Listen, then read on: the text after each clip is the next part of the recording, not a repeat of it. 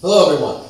First, I want to make sure to thank the organizers from CAP 21 for putting on another amazing forum, giving us the opportunity to make our cases and talk about the important issues. I want to thank you all for being here and helping to build a better future. I once heard Senator Bernie Sanders describe the political revolution as the American people taking politics and government as seriously as we take professional sports. Seeing as the NFL playoffs are on right now and we're all here, it's safe to say that's happening. Any Bills fans here? God bless you. I've made a point throughout this campaign of highlighting my experience of having thousands of conversations with voters throughout our vast 21st district. I've spoken with voters from Stillwater to Sackett's Harbor, from Louisville to Loudville, from Champlain to Corinth, from Madrid to Moreau, and everywhere in between.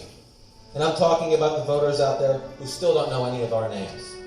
The thing shared in common, from the Canadian border to the Capital District, is that our government no longer works for those of us who don't have a Swiss bank account and cannot afford the $2,700 entry fee to get the attention of a member of Congress. The average voter is smarter than we in politics give them credit for. They're sick and tired of being pandered to and strategized about instead of being listened to. It doesn't matter what our political persuasion is. We all know the feeling of being left behind by a political system that stopped caring about us decades ago. This is what corruption feels like. Many people believe corruption is born from evil intentions. It's not. In fact, it's a product of our better angels. When my friends and I went to see the new Star Wars movie, in my excitement, I absentmindedly forgot my wallet. Now, after they stopped laughing at me, one of my friends covered my food and ticket for the evening.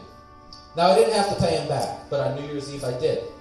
There's a basic human urge to return favors, even if we don't have to, and it feels good. Politics is no exception to this basic human drive. When I see someone has contributed to our campaign, I like them. But the problem occurs if that money isn't merely support for a candidate, but intended to influence our nation laws to benefit a specific group of people. This is what corporate political action committees and lobbyists do. They are interested in extracting more of our hard-earned money to deliver greater profits to the wealthy and powerful with little concern for the public cost. And so our infrastructure decays, our schools go underfunded, our life expectancy shrinks, our job opportunities vanish, our planet warms, and the American dream becomes a fantasy. Meanwhile, the wealthy and the powerful just stole another $1.5 trillion from my generation. These people have padded their bank accounts by stealing our future, and they have the nerve, they have the gall to call us entitled when we ask for it back. This is a direct result of corporate influence in our politics. Now, some folks think they can outsmart human nature, take corporate money, and not be influenced. This has been the Democratic Party's deal with the devil for the last few decades. The justification is that the Republican Party is the party of big business, and if we don't play that game, we can't stand a chance to win because they'll raise so much more money. Our Democratic Party has gone from being viewed as the party of the middle class and the working poor to being seen as the party of high finance and big business, while losing election after election.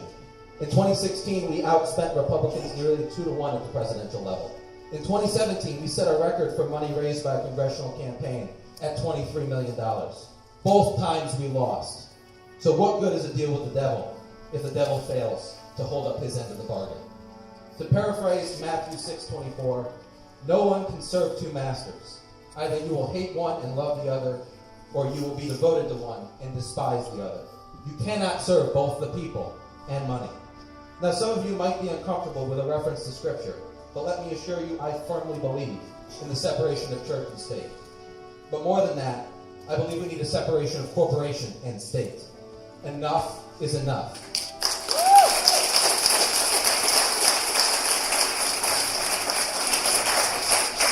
That is why today I am asking that every one of my fellow candidates on this stage with me join me in the pledge not to accept any contributions from corporate PACs or lobbyists. The people of the 21st Congressional District deserve to know where each of us stands. Talking points are great, but the North Country deserves leadership by example.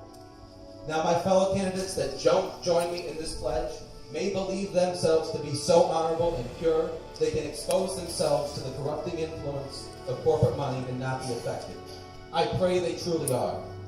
You all will be the judge of that.